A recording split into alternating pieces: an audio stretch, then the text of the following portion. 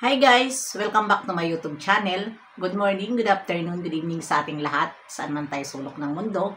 Sana ay nasa mabuti tayong kalagayan at ligtas sa anuman masamang kapahamakan. At bago ang lahat, shoutout muna tayo sa founder ng Kalingap, Kuya Val Santos Matubang at Edna Vlogs, Kalingap Rob, syempre kay Jack Matubang at sa lahat ng mga sponsor na walang sawa tumulong sa mga nangangailangan, more blessing to come. At syempre shoutout sa Kalingap Strikers, hindi ko na kayo maisa-isa. At kaibigan ko dito sa mundo ng YouTube, lalong-lalo na si Tita Lydia, Irina Zushima, Hayat's Mix Vlog, Cell TV PH, at syempre, Jacqueline, mega love shoutout. At sa lahat ng mga supporters ni Ate Glo, mega love shoutout, lalong-lalo na sa Jumcar 18 na, Jumcar 23. Bakit Jumcar 18? Jumcar 23 na sila talaga ang sakalam, walang channel at tumutulong kahit saan na tahimik lang. Marami silang natulungan. Jumcar 23, shout out, hindi ko hindi ko maturutanggal ang Jumcar 18. Diyos ko Lord, dahil ito ang nakasanayan natin na Jumcar 18. Pero naglaho na. Naglaho na ang Jumcar 18. Kaya nakasanayan natin, Kaya, ayan, congratulations sa inyo mga Jumcar 23 dahil nandyan kayo at patuloy ang inyong pag-support sa mga taong nangangailangan. Hindi lang kayo mahambog dahil hindi nyo naman ginagamit sa inyong mga channel. At ayan sa ating thumbnail, nandyan si Jomar. At ayan, nakakahalata na ako. Dahil nga, bakit nakakahalata na ako na may inggit dito kay Jomar? Una sa lahat, si Jomar po, kapag nagla-live, maraming palipad at maraming sponsor si Jomar. At hindi dapat yang kainggitan, deserve naman na magkaroon siya ng palipad at magkaroon siya ng sponsor dahil mayroon naman siya charity. Hindi katulad dyan sa iba na mukhang palipad, pag walang palipad, nagpaparinig kapag walang palipad, mga mukhang palipad, kaway-kaway dyan, mga mukhang palipad, na wala naman kayong mga charity, huwag kayong inggit kay Jomar, dahil ang inggit po ay nakakamatay at nakakabagsak sa atin. Nakaka-stress at lalong lumalapad ang ating mga mukha dito sa kamera kapag tayo ay inggit. Nakakapaghalata. Bakit ba? Kapag ang isang tao may mga sponsor at mayroong palipad, at bakit kinakainggitan? Hindi dapat kainggitan ang mga taong may pinapakita na tinutulungan. Hindi dapat kainggitan. Dahil kung kayo ay wala ng mga palipad, at kung wala man kayo palipad, kayo ay laos na.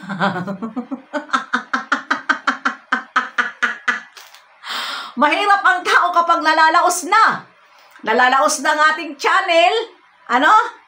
Ayan, yung iba, hindi na nagaganahan hindi na nagaganahan mag-channel dahil alam nila na palaos na sila. Pero si Ate Glo, malaos man ang channel niya, patuloy ito na magngangawa. Dahil ito lang po ang aking kalingawan dito sa Saudi. Kapag ako'y nahuhumsik o nalulungkot dito, idinadaan ko po sa harap ng kamera makipag-usap sa inyo. Kaysa makipag-usap ako sa mga ibang tao na stress ka pa dahil ang daming sinasabi na wala naman kakwenta-kwenta. Kaya mas maganda mag-live ka, mag-upload ka para iwas stress at hindi ka pagdududahan na marami kang kausap na mga ibang tao.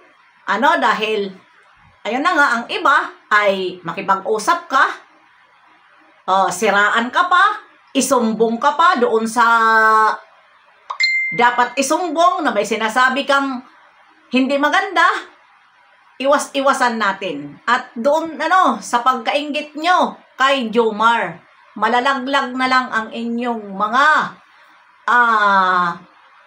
Alimutaw. Alam niyo yung alimutaw, tawag sa amin sa Waray, yung kaitiman ng mata, yan ang tawag na alimutaw. Laglag na lang yan.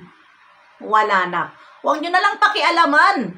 Kaya, ayan total, kayo naman ay sabi nyo wala kayong sinasabi. Yan ang sinasabi nyo, wala kayong sinasabi. Ha? Nagsasabi kayo ng mga balahura, pero ano naman ang tawag sa inyo sa comment section? Hindi ba mga balahura? Yan ang tinatawag na plastic. Ha? May channel, pero nagko-comment pa rin, doon sa mga comment section. Yan ang sinasabi na hindi pa kontento, ang ganda sa harap ng kamera, nagbabait-baitan. Pero sa comment section naman, grabe kung makapagsalita. Ako, madaldal ako sa kamera, sa harap ng kamera, pero never nyo ako makita sa mga comment section na makipagbalahura ako sa comment section. Depende sa aking babalahurain. Kapag ako na talaga ang kinakante na hindi ko gusto ang sinasabi. Yun, nakikipagbalahuraan ako. Pero minsan lang, bilang lang. Never ako pumasok. Mag-support man ako, nakabidyo ako, tamsak. Yun lang ako. Hindi na ako nagko-comment kung ano-ano pa ang aking i-comment. Ha? Kung mayroon man ako hindi nagugustuhan, manood ako, pero dito ako magsasalita sa channel ko. Ha? Yun ako. Kaya, wala kayong mapapala sa pagkainggit nyo. Iwasan ang inggit. Panghawakan nyo. Huwag nyong isipin na kayo ay ilaglag na at laos na.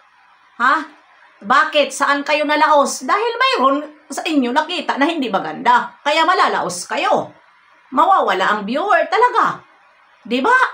Ako tanggap ko. Malaos man ako. Ayaw nila sa akin. Dahil minsan bumabanat talaga ako. Pero wala akong magagawa, hindi ko ito tatanggalin na ugali ko. Ito ako, walang kaplastikan. Diba? Yun lang yun. At hindi ko pakikialaman kung sino man ang reactor, na kaibigan ko, o sino pa man dyan na kainggitan ko. Dapat ganun din kayo ng mga nagcha-charity na iba. Huwag niyong kainggitan ang taong nagcha-charity. Dahil dumaan din kayo sa ganyan. Diba? Saan ba nagmula ang mga reaktor? Saan ba nagmula ang mga charity? Hindi ba sa Kalingap? Di ba sa Kalingap?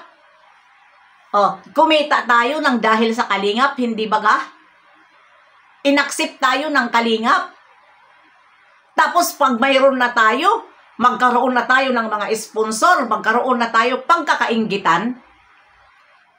Yun ba ang ugali ng Pilipino? Hindi masaya na may taong umuunlad? Depende sa mga kopitera. Dahil ang kopitera ay mabubulgar ka sa social media kapag kopitera ka. Hindi ka transparent. Sa mga pinapabigay sa'yo. Diba?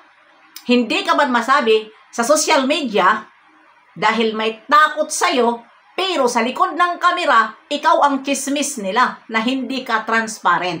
Ang ginagawa ng iba, hindi na nagpakita, umaalis dahil mayroon silang ibinibigay na hindi ninyo na ibibigay. Ganun yun. Ganun lang yun. Kaya, huwag magmalaki. Huwag silipin ang may mga palipad. Huwag silipin ang mayroon sponsor. Dahil dumaan din yung mga charity dyan na iba. May duman. At saka, kung gayahin nyo man si Kuya Val, walang kupit. Yun lang yun. Walang kupit. Magkupit man kayo, simple pero rock. Aray ko po diba? Magkupit kayo, simple pero rock. Yun lang yun. Kasi pag ipairal natin dito ang inggit sa social media, lalong-lalo na sisilipin natin yung mga nagcha-charity na marami na ang tumutulong dahil nga nagugustuhan sila. Huwag nating kainggitan kasi once na malaos din yun, makakatulad din yan sa inyo ng mga laos. Diba? Yun lang yun. Huwag natin ipairal. Ipairal natin ang ating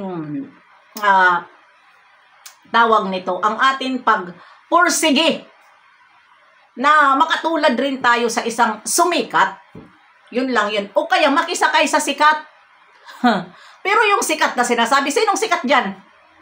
Si Ilong sikat ka Ilong? Eh di wow, ikaw na ang sikat. Diba? Sikat ka ba Ilong? Eh di wow. Sana all sikat si Ilong. Saan banda ang kasikatan mo? Yes, sumikat ka sa Kalingap. Gamit mo ang Jumcar 18, sumikat ka. Pero ngayon, nasaan ang kasikatan mo? Sumikat ka diyan sa sa mga ginagawa mo na pangungupit. Diyan ka sumikat. Pero sumikat ka sa magandang paraan tulad sa pagcha-charity. Sumikat ka ba diyan? Di ba hindi? Sumikat ka sa Jumcar 18. At ngayon, sumikat ka din, binabanatan ka dahil dyan sa pakupitera mo. Anong sinasabi mo? Iniipon mo ang pagdemanda. Magdemanda ka. Magdemanda ka. Huwag mong takot-takutin ang mga reaktor sa pagdidemanda at walang aatras sa'yo. Dahil kung marunong ka magdemanda, marunong din naman ang ididemanda mo sumagot. Di ba? Yun lang yun. Huwag kang manakot at walang takot sa'yo. Yun lang ang sasabihin. Matagal na ako pinagsasabihan na ididemanda ako pero walang nagdemanda ni kahit isa dahil hindi ko aatrasan at kung matalo man ako, kukumplihan ko ng ilang taon sa loob ng kulungan dahil ginawa ko. Yun lang ako. Goodbye. Diyan sa inyo. Bye-bye.